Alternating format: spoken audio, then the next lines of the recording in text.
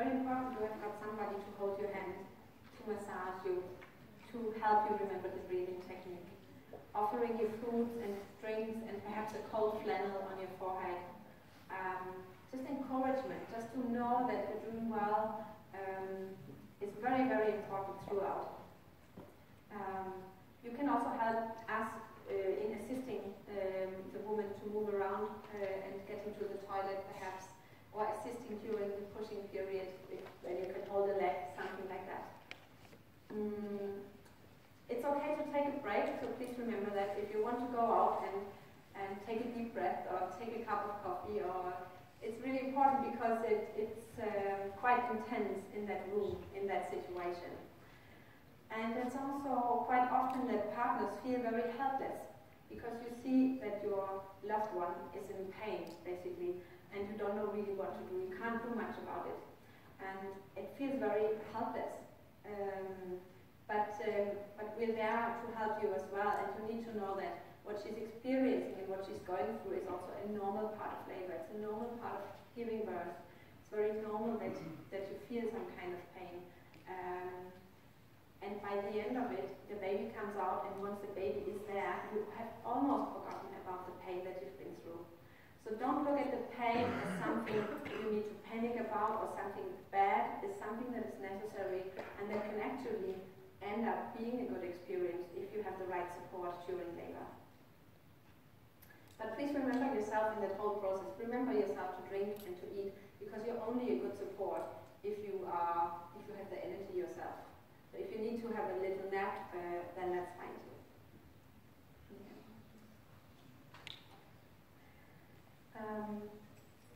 There's a transition phase where the cervix is about 8 to 10 centimeters dilated.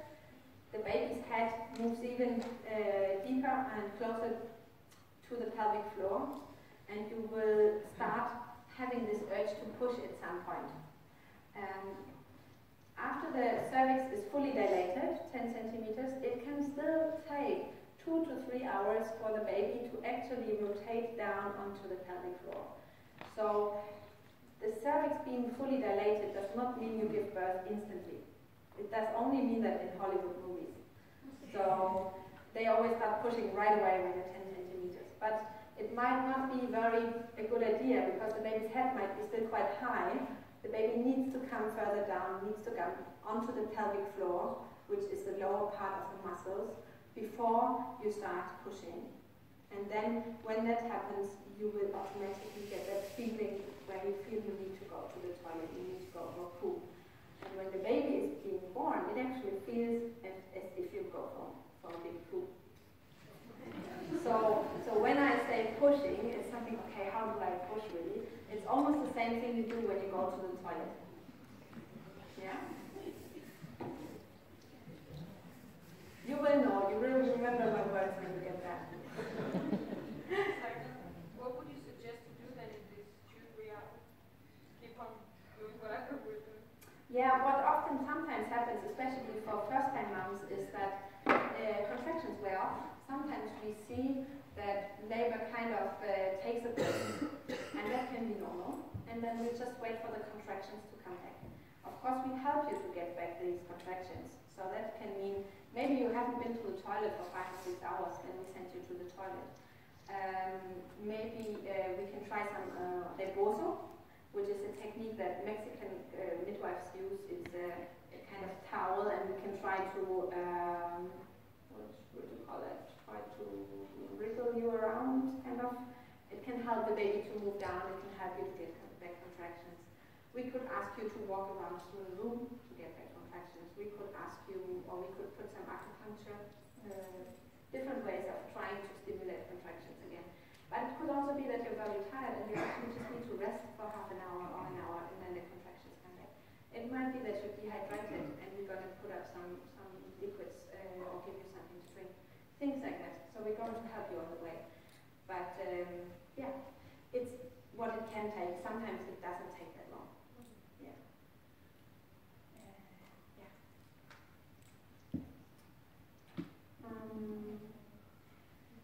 And then of course, when the cervix is fully open and the baby's head is on the pelvic floor, you then commence active pushing. And the midwife will also let you know when it's the right time. And before you start pushing, the baby's head might not be fully down, and the midwife might ask you to pant instead of push. So even though you feel you would like to push, it might be a good idea to still wait doing that. And in this situation, the midwife might ask you to pant, which is this fast breathing. It goes like this, because it can help you to not push. But she will instruct you in doing that if that is necessary. And why is it important not to start pushing too early? It's important because if you start pushing too early, you can end up in a very long pushing phase. And we know that this is strenuous for you and the baby. You use lots of energy on pushing, and the baby does so too. So we would like to keep that period as short as possible. For first-time mom, it's normal to push for up to an hour, sometimes more than that. For second-time, third-time moms, it's more normal to push only half an hour. It can be longer than that. But this is what you can expect, approximately. You will have close communication with your midwife, so she will let you know how to push, just in case you can't really manage yourself, you don't know exactly what to do. We will tell you how to push and what to do. You can push in different positions. Maybe it's not the best position for you to be on the bed and push. Maybe you need to go onto a birthing chair to push, which is it looks a bit like a toilet. So you sit down like this and you push like that. It could be it's better for you to push lying on your side or being on all four, things like that. We will find out what works for you. And as I said before, the midwife will support the perineum and make sure or helps you not to tear, at least not to tear too much. What I wanted to say before, I almost forgot, is probably what some of you are thinking of is an enema as well. It's something we offer when you are in labor. It's a liquid that we can put into your bowels, and it can help you to empty your bowels. Yeah, it's especially a good idea if you would like to go to the bathtub, if you would like to use the pool. But it generally is a good idea because it gives some more space as well for the baby to come down. And most women, they find it's a good, or it's nice, so they don't have to worry about whether there are any stools coming when the baby's coming out. If that's happened, it's not a problem for us. We just do it, and that's okay. But this we will do after you when you're later.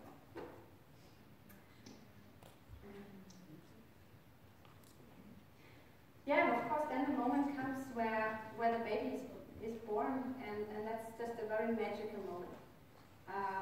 And you will get your baby directly onto your chest, so you can have the very first contact.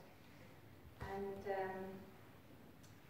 in that moment, most women have almost forgotten what they've just been through. So you can really look forward to that moment, even if you've been in labor for quite some days, quite some time. It's been really hard. In that moment, you've almost forgotten about what you've been through. Is that right? All of you who have tried before? Yeah. Okay. So if you feel it's hard when you are in labor, sometimes you might think, oh, I can't anymore. I don't want to anymore. I can't see how I can manage. I can't see how I will have the energy to meet my baby. Remember that when the baby comes out, you will have the energy. You will be able to meet your baby, and you will have almost forgotten about what you've been through. I will come back to the newborn baby later.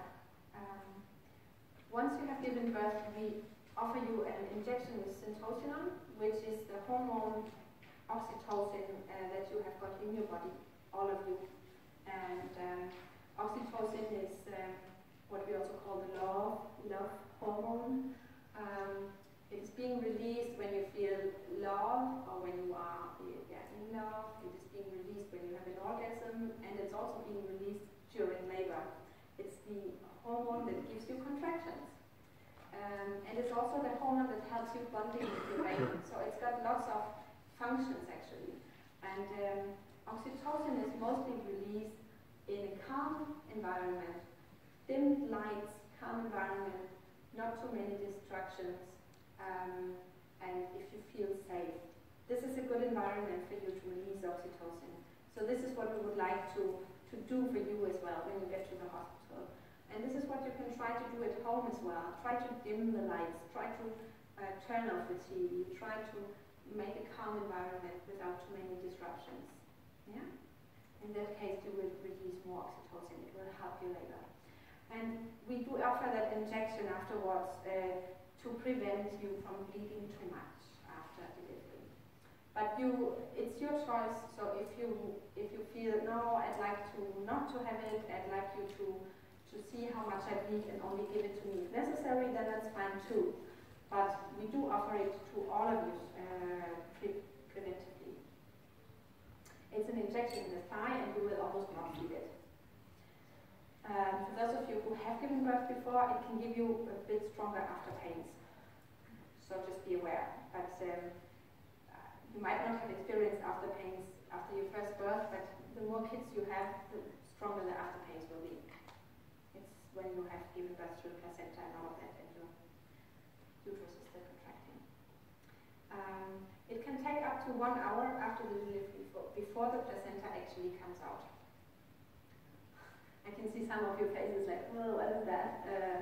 It's the placenta, and it's the organ, as I told you in the beginning, where all the nutrition, all the oxygen came through to the baby. Without this organ, the baby would not even be.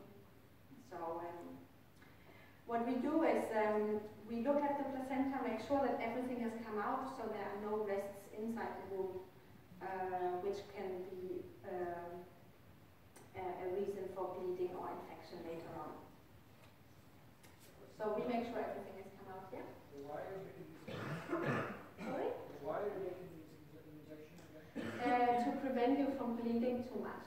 So it helps the uterus to contract after the baby is born.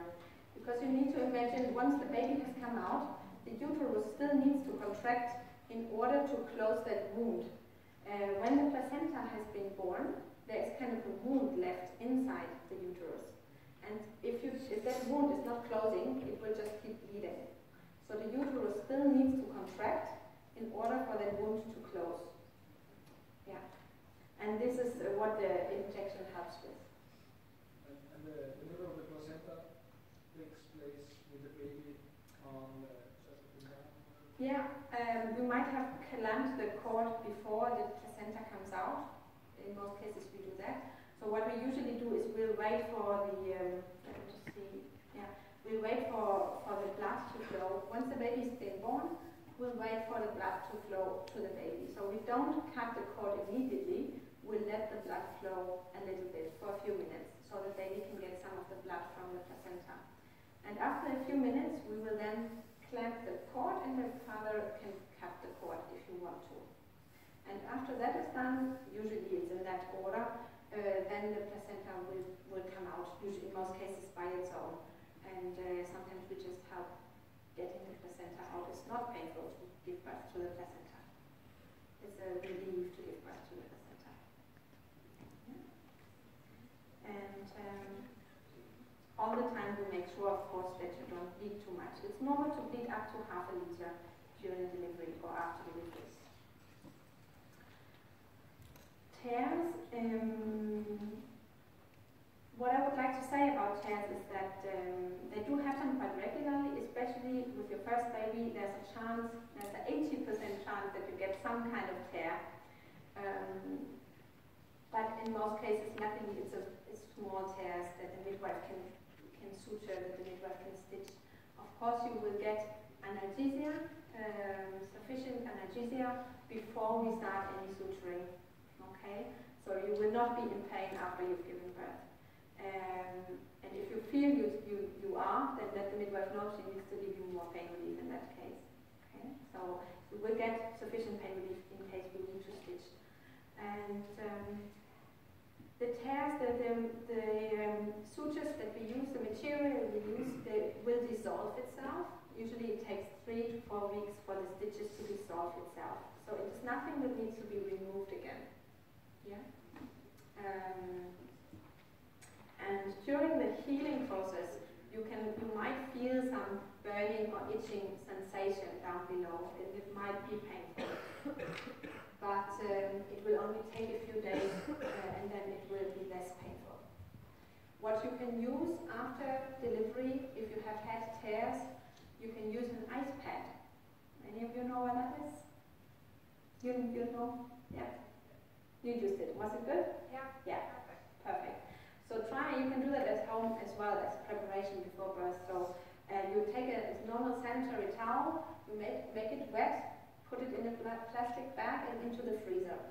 And when you need to use it, take it out, put it in, wrap it in a clean cloth or a clean sock or whatever, some clean piece of cloth, and then you put it down below for about 15 minutes perhaps. Yeah, 15-20 minutes at a time. You can do that several times a day. It helps against swelling and it helps against the pain after delivery. Don't go around with it the whole day. That can give you an infection. So just 15 minutes at a time. Yeah.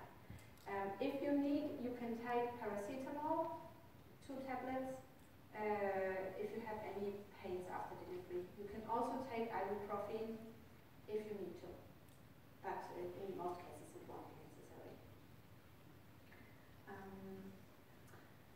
You can also have what I called after pains before. So as I told you before, the uterus is still contracting once the baby is born, and it can feel a little bit like small contractions. It feels like strong period pain after you've given birth. Some women don't feel it at all, and others they feel it quite strong. Especially if you have had babies before, it will be stronger. The after pains are necessary for the uterus to contract, so you don't bleed too much. In some cases, it's enough just to have a warm pad, or we can give you paracetamol, ibuprofen, whatever you need. Just let us know. The after pains are they are strongest right after you've given birth, or maybe the first day as well. But already after a few days, they will wear off, and it will be less pains.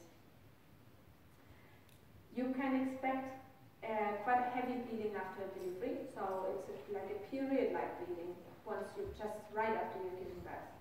And the next day will be quite a heavy bleeding as well. But the following days, the bleeding will get less and less. So you need to make sure that you're bleeding less and less for every day after your delivery. It can be normal to see small clots of blood, yeah, small pieces of blood coming out. This is normal, but it's not normal to suddenly start bleeding heavily again. Then you need to let us know. You will have a check with your doctor 8 weeks after delivery, where he or she also will ask you about if you have had any tears, how did it feel, how do you feel, do you still have any pains, and things like that. We advise you not to have intercourse while it's healing, so about the first month or month and a half, we would like to advise you not to have intercourse. Once you start having sex again after that time, we advise you to use a condom the first 2 months after delivery. And that's because there's still a risk of infection, but also because most women don't really want to get pregnant again right away, which is quite unusual anyways, because your hormones are not ready for that. When you get for the checkup with your doctor 8 weeks after delivery, you're going to talk about contraception as well, how you want to proceed with contraception. Just briefly, other ways of delivery.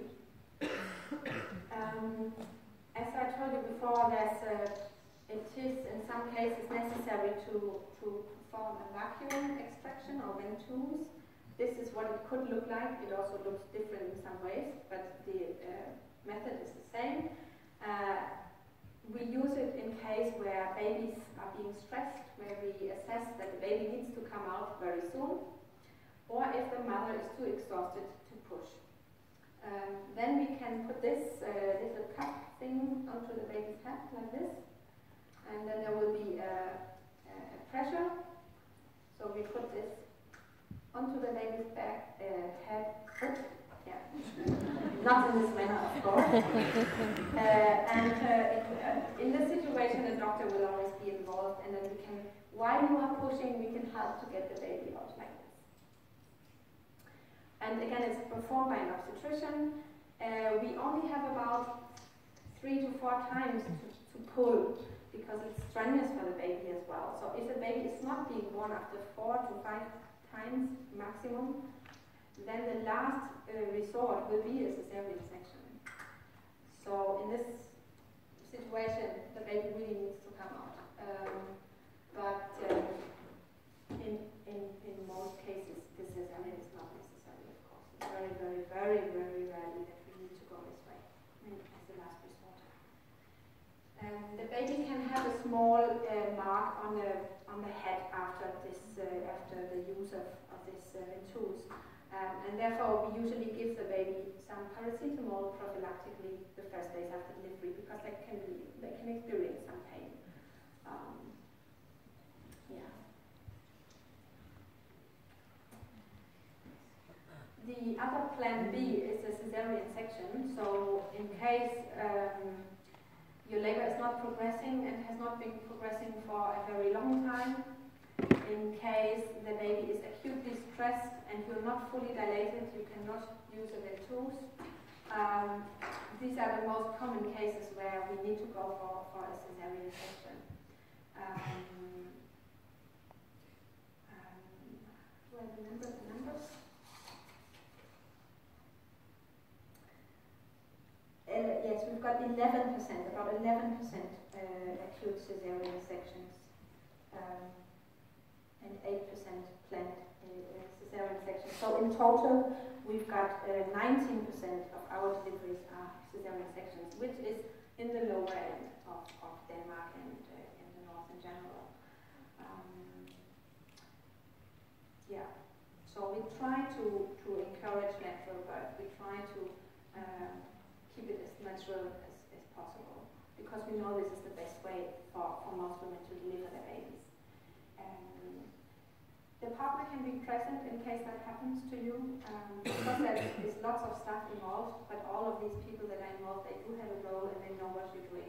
But it can be quite scary suddenly to go to a cesarean section and all the lights and all the people and what's going on.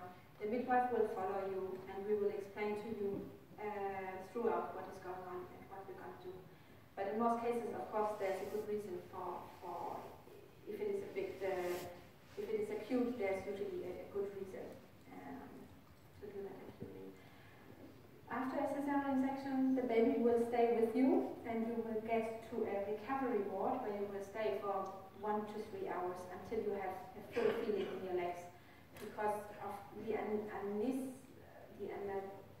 that you get for a cesarean is a spinal anesthesia or an epidural. If you have an epidural already, then this can be topped up so you can get the full pain relief.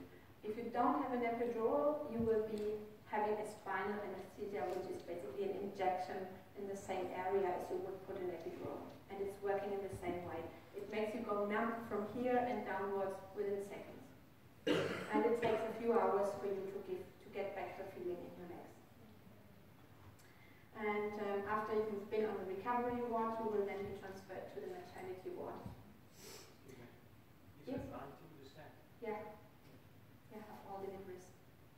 Yeah, so including the planned cesarean sections. Planned cesarean sections is mostly because you have a medical condition or there's something else that indicates a cesarean section as necessary. But only 11% of those are acute.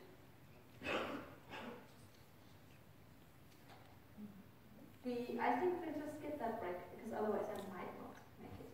Is that okay? Well, the newborn baby, what does it need? Undisturbed time, thin lines, skin-to-skin contact, lots of warmth. This is why we also have this warm lamp, closeness and peace. The baby has a very good effect staying skin-to-skin, like you can see on the picture here. We don't dress the baby, we don't wash the baby immediately. Baby is covered in a mixture of blood and amniotic fluid and some of the vernix, which is a kind of cream on the baby's skin. And we don't wash off that cream because we know that it's good to stay on the skin. It acts like a kind of cream.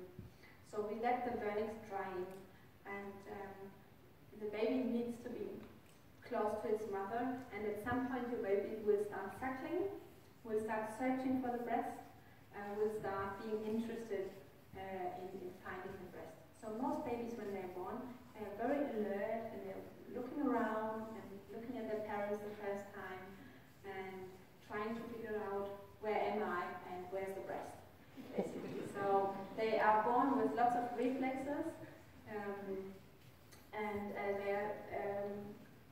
we have studies have shown that if you would leave a baby on the mother's tummy like this, they would actually start crawling up the breast and start looking for the nipples. So they do have these reflexes where they want to suckle and where they want to feed. And therefore it's quite important to leave the baby undisturbed. And therefore we don't wash the babies, we don't breast them. Babies just stay with mother the first hour or two until their first breastfeed has been established.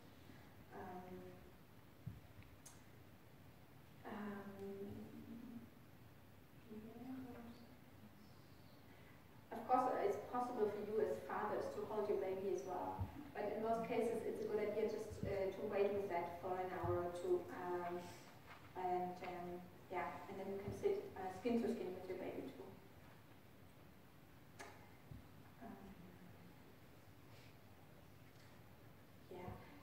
I'm not sure about whether all of you wish to breastfeed, but I guess so. If not, we will of course support you in whatever you choose to do. But I'd like to talk about breastfeeding a little bit. We know that there are lots of benefits with breastfeeding, both for you as a mother and for the baby. It releases oxytocin and helps you with the early attachment. So each time your baby is sucking, you might actually feel some kind of period pain. You might feel your uterus contracting when the baby is sucking, because when the baby sucks, you release oxytocin, the love hormone that I was talking to you about earlier. And so that every time baby is sucking, it helps you to contract, it helps you not to bleed too much. But it also helps you with the bonding, with the attachment to your baby. The first milk that you have got is called colostrum, and it's quite thick and yellow.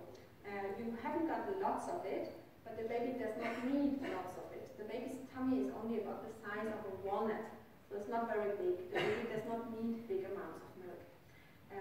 So the few drops or few milliliters of colostrum that the baby gets is what the baby needs at that stage. The colostrum contains lots of antibodies as well, so it helps with the baby's early immunization. You have to imagine the baby comes from a more or less sterile environment, so it hasn't been into contact with lots of bacteria. And now the baby comes into this world and needs lots of bacteria. So the baby needs some kind of help to establish that immune system. And by breastfeeding your baby, you're passing on antibodies to your baby, which protects your baby from disease. It's cheap, it's always at hand, so if you can make it work, it's definitely worth it. You have to invest quite a lot of time and energy into breastfeeding the first weeks. Probably the first weeks after delivery is not much other than trying to rest and trying to breastfeed. So this is what you can expect. And if you really want to make it work, then this is a good idea just to invest in this. Because in the long-term run, it will be very easy to breastfeed your baby. It's cheap, it's at hand, it's just what the baby needs. The milk will be adapting to the baby's needs throughout. So even a baby that is born prematurely is getting a different kind of breast milk than a baby that is born at term. We have been studying breast milk, and the breast milk of premature mothers that have given birth premature contains much more proteins, for example, that the baby needs at that stage. So breast milk is in a way perfect nutrition for the baby at each stage. More or less we will leave the baby undisturbed, and most babies, they will find the breast themselves. If they don't do that, we can of course give you a hand to establish the first feed. And the first feed will usually happen within the first 2 hours after birth. Most babies are ready for that. There are some babies in between that are quite tired or not really interested and fall asleep very quickly after birth. Well, if that is the case, then okay, we leave them and they will wake up at some point and be hungry, and then we'll try again. Only in case you have had diabetes or the baby has been at risk, then we might want to encourage the breastfeeding a bit more. You might need to give your baby some formula milk as well, but only in the cases where baby is at risk. Yeah? I've read that it takes up to 5 days for the milk to come. That's right. That's right. Because the first days is what I call the colostrum, so you have you have only small amounts of milk, but they're filled with antibodies, filled with nutritions. It takes 2 to 3 days, in some cases 5 days, especially after cesarean section. But 2 to 3 days for the milk to run in. Yeah. So if your baby stays at the breast, if you allow to baby your breastfeed as often and as long as the baby wants to, then your milk will start flowing in after about 2 to 3 days. Yeah. In some cases longer. I have a Yeah. I've also read that the milk is perfect that the baby does not need water at all. Yeah. Until what age does not need water? More or less as long as you breastfeed fully. So once you start introducing other foods to your baby at the age of 4 or 6 months, then you will slowly start introducing water as well. But as long as you only breastfeed, you don't need to introduce water. Okay, so You for can, most but months, it's not you good. don't need to give water. Yeah, that's right. It's because in some cultures the first milk is being looked at as not pure.